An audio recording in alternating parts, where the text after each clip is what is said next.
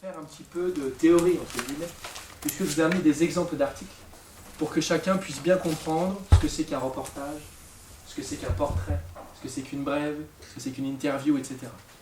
Ok? Ça, ce sont les différents types d'articles, ce qu'on fera là tout de suite après. Et puis, je vous donnerai des règles d'écriture. Je vous l'ai dit la semaine dernière, on n'écrit pas un article dans le journal, comment on fait une rédaction, comment on fait une dissertation, comment on rend un rapport, etc. Donc, il y a des règles vraiment précises d'écriture, donc je vous donnerai ça aussi. Je vais vous expliquer ça cette première heure. Ok? Et puis la deuxième heure, à partir donc deuxième partie de la séance, on fera un point groupe par groupe. Vous vous souvenez, la semaine dernière, je vous ai dit qu'on faisait une conférence de rédaction à chaque fois qu'on se retrouvait, donc c'est ce qu'on commence à faire là maintenant. Et puis ça deviendra encore plus actif tout à l'heure, puisque groupe par groupe, j'ai ramené le petit récapitulatif des sujets avec les groupes. On fera un point, savoir où vous en êtes, s'il y a des difficultés, si certains ont déjà eu le temps de récupérer de la matière pour écrire. Voilà, voir si vous avez des questions qui restent en suspens, un petit peu chaque groupe où est-ce que vous en êtes, pour qu'on puisse savoir concrètement comment est-ce qu'on peut avancer la deuxième heure. Si je mets le titre comme ça ne veut rien dire. Je mets les deux pages, les femmes qui s'assument comme elles sont. D'accord? Si on fait que ça ne veut rien dire. Si on fait que ça ne veut rien dire non plus. Il faut bien les deux pages pour avoir le titre. Et ce type d'article, donc la campagne cette mal-aimée, ça s'appelle un reportage. Je le note. Alors, à votre avis, quels sont les ingrédients d'un reportage? Vas-y. Très bien. Le principe même du reportage, vous savez que dans tous vos sujets, vous avez des rencontres. D'accord? Le reportage, c'est la forme la plus utilisée du journalisme. On va sur place et ensuite on raconte dans l'article. Donc j'ai fait son portrait, c'est là que je suis allé le voir, évidemment. À votre avis, quand on fait le portrait de Jean-Claude Veil, est-ce qu'on parle uniquement avec Jean-Claude Veil ou est-ce qu'on parle avec d'autres personnes? Vas-y. Avec son entourage. Voilà, très bien. Ses clients. Ses clients. Quoi d'autre encore comme idée? Vas-y. Sa famille. Très bien.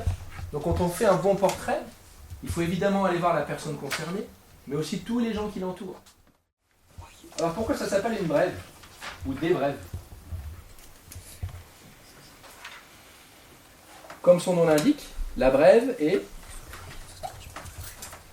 Qu'est-ce qu'elle a comme particularité? Vas-y. Elle est simple. Enfin, c'est pas... Alors elle n'est pas simple, elle est courte. Elle est courte. Elle est brève. Une brève est brève. D'accord? Ce sont des informations très courtes. Alors des brèves, vous pouvez noter information.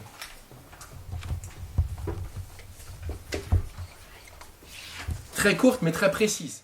Comment c'est construit? Regardez bien. Quand vous commencez à lire le texte, qu'est-ce qu'il y a en premier? Vas-y. Question. Voilà. L'interview, on est vraiment dans le question-réponse. Question-réponse. Et simplement, on met la question en gras pour qu'elle soit bien reconnaissable. Une question, il répond. Une question, il répond. Une question, il répond.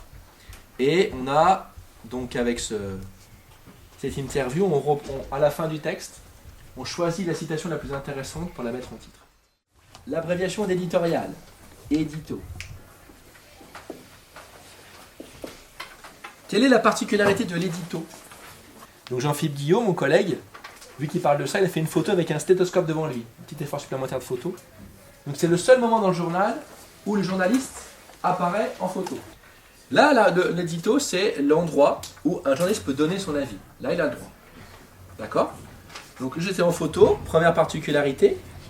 Deuxième, le journaliste peut donner son avis. Si je vous parle des 5 W. Oui. Ah, 5 ça vous parle? La réponse à where, ça serait quoi? Vas-y. Voilà. Même plus précisément, le Norfolk.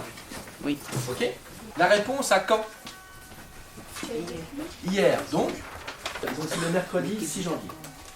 La réponse à quoi? De quoi on parle dans cette brève? Vas-y. Du prince George qui va à la crèche. Alors, il est pas irresponsable, le petit prince il va à la crèche et sa rentrée. Est-ce qu'on a des infos sur pourquoi? Pourquoi, comment? On a quelques infos sur son petit sac à dos. Ça s'est passé dans la discrétion. D'accord? Ok. Et la réponse à qui? On l'a déjà dit. Voilà. Donc rendez-vous compte que dans un texte aussi bref, on a quand même les réponses aux 5 W. Conjugaison, à votre avis, quels sont? Il y en a 3 temps principalement utilisés. Présent, passé composé, imparfait. D'accord? C'est bon? On va utiliser le futur quand on a besoin d'annoncer quelque chose. Ouais, pour me dire peut-être le chanteur Mieux sortira son nouvel album le 30 mars. Mais principalement, on est sur le présent le passé composé, l'imparfait. Alors, on en était à la règle 3. Qu'est-ce qu'on écrit en premier, au début du texte? Si c'est un portrait, on peut prendre la personne. Surtout, on donne l'information la plus importante au début du texte. À votre avis, pourquoi? Il y a 2 raisons à cela. Vas-y. Les gens qui n'ont pas le temps, ils lisent que le début. Très bien. Vas-y. Pour accrocher le lecteur. Voilà. C'est ça. L'idée, c'est qu'en fait, on accroche le lecteur, on lui donne envie de lire la suite. Il faut que le début soit intéressant, qu'on lui donne l'info principale pour qu'il ait envie de lire la suite. Et aussi, comme tu l'as dit, pour les gens qui n'ont pas le temps, vous avez toutes vos notes. Demandez-vous toujours comment je commence mon article. Si on fait une interview, quelle question je pose en premier? Si je fais un reportage, par quoi je commence? Qu'est-ce qui permet vraiment de donner envie au lecteur d'avoir la suite? Ok? Allez, dernière règle. Écrire le plus précisément possible. C'est les matières enseignées et les professeurs, avec les nombres 2. Très bien. Si c'était la seule à Dijon. Bon, très bien, ça fait déjà pas mal d'infos. Vous avez rencontré qui alors pour le moment? Madame Colin, la professeure de classe d'accueil. Très bien. On a interrogé des élèves aussi. Ils vous ont répondu? Oui, difficilement, mais on a pu quand même faire. On a interrogé François. Oui. Et, Présent. derrière la caméra. Derrière la caméra. Pour ceux qui ne connaissent pas, pourquoi François? Parce que Bah, François, c'est lui qui a créé le site du collège Oui. et qui aide les professeurs qui ont des problèmes au niveau informatique. Qui ont des problèmes d'informatique, on va dire ça comme ça.